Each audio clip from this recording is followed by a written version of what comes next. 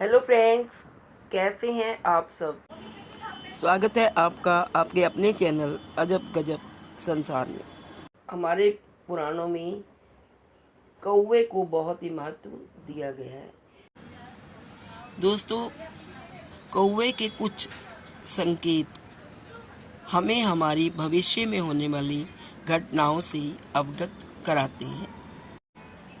बचपन में जब कभी हमारे घर की छत पर कोई कौवा आकर बैठता था तो हमारी दादी कहा करती थी कि आज कोई नया मेहमान घर में आने वाला है। जब कौवा छत पर बैठ के काम करता है तो इसी के आने की सूचना देता है। ऐसे ही और बहुत सारे संकेत हैं जिससे कौवा हमें शुभ या अशुभ घटनाओं के बारे में संकेत देता है। हिंदू पुराणों में तो कौवे को पूर्वजों का रूप बताया गया है, तभी तो श्राद्धों में हम सबसे पहले जो भोजन खिलाते हैं वो कौवे को खिलाते हैं। वह हमारे पूर्वजों का प्रतीक है। दोस्तों, कौवे की एक मैं आपको बड़ी दिलचस्प बात बता रही हूँ आज इस वीडियो में। आप सब देखते हैं कि कौवे की 2 आंखें होती हैं, लेकिन वो देखता केवल एक आँख से ही।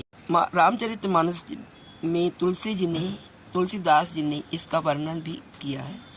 इसमें एक ऐसा प्रसंग है जिसमें श्री रामचंद्र जी कौवे की आँख में तीर मारकर उसकी एक आँख फोड़ देते हैं।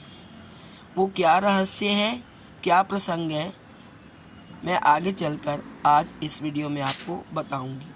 लेकिन दोस्तों, वीडियो स्टार्ट करने से पहले मेरी रिक्वेस्ट है कि यदि आप चैनल पर नए हैं तो चैनल को सब्सक्राइब कर लें। तो अजब गजब संसार चैनल को सब्सक्राइब कर लें और बेल का आइकन भी प्रेस कर दें ताकि मेरी नई आने वाली अपलोड वीडियो की नोटिफिकेशन सबसे पहले आपको मिल सके। तो आइए चलते हैं अपनी वीडियो की ओर। फ्रेंड्स, जैसा कि आप जानते हैं, भगवान श्री राम को सर्वश्रेष्ठ धनुर्धरी माना जाता है। प्रभु श्री राम कोदंड नाम का धनुष बाण धारण करते थे। कहते हैं कि इस धनुष से जब बाण छोड़ा जाता था तो यह लक्ष्य को भेद कर ही वापस आता था।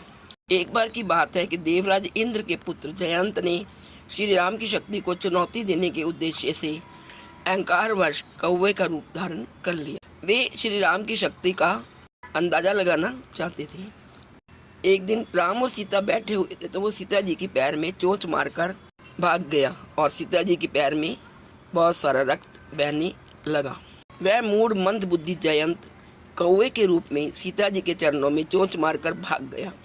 जब रक्त बहुत सारा बह रहा था तो श्री रघुनाथ जी ने देखा और धनुष पर तीर चढ़ाकर उन्होंने उसको मारने की कोशिश की। अब तो जयंत जान बचाने के लिए भागने लगा। वह अपना असली रूप धरकर अपने पिता इंद्र के पास गया, पर इंद्र ने भी उसे ये कहा कि तुम्हें श्री राम ही अब बचा सकते हैं, तुम्हें उन्हीं की शरण में जाना चाहिए। तब उसके हृदय में निराशा से भय उत्पन्न हो गया और वह भयभीत होकर भागता फिरा, लेकिन किसी ने भी उसको शरण नहीं दी, क्योंकि राम जी के द्रोही को कौन हाथ लगाए। जब नारद जी ने जयंत को भयभीत और व्याकुल देखा तो उन्होंने कहा कि अब तो तुम्हें प्रभु श्री राम ही बचा सकते हैं, उन्हीं की शरण में जाओ। तब जयंत ने पुकार कर कहा, हे शरणागत के हितकारी, मेरी रक्षा कीजिए प्रभु श्री राम। ऐसा भी कहा जाता है कि श्री राम ने वहीं पड़े एक घास के तिनके को अभिमंत्रित करके छोड़ दिया था, जो बाण बनकर जयंत के पीछे दौड़ा था। तब वह श्री राम कहता हुआ उनकी ओर भागा। श्री राम के चरणों में गिरकर उसने क्षमा मांगी। तब उसकी जान छूटी। फिर भी उनकी एक आंख घायल हो गई थी, क्योंकि प्रभु श्री राम का छोड़ा बाण कभी निष्फल नहीं होता। इस प्रकार जयंत रूपी कौवे की आंख घायल हो गई। तभी से कौवे को एक ही आंख से दिखाई पड़ता है। हमें तो उसकी दोनों आंखें दिखाई देती है, बट वो देखता एक ही आंख से है। तो ये रहस्य था कि श्री रामचंद्र जी ने ही कौवे की एक आंख को घायल कर दिया था। तो दोस्तों, ये था बहुत ही इंटरेस्टिंग प्रसंग रामचरितमानस से। आशा है आपको बहुत पसंद आया होगा। यदि अच्छा लगे तो please like, share and subscribe. Thank you so much.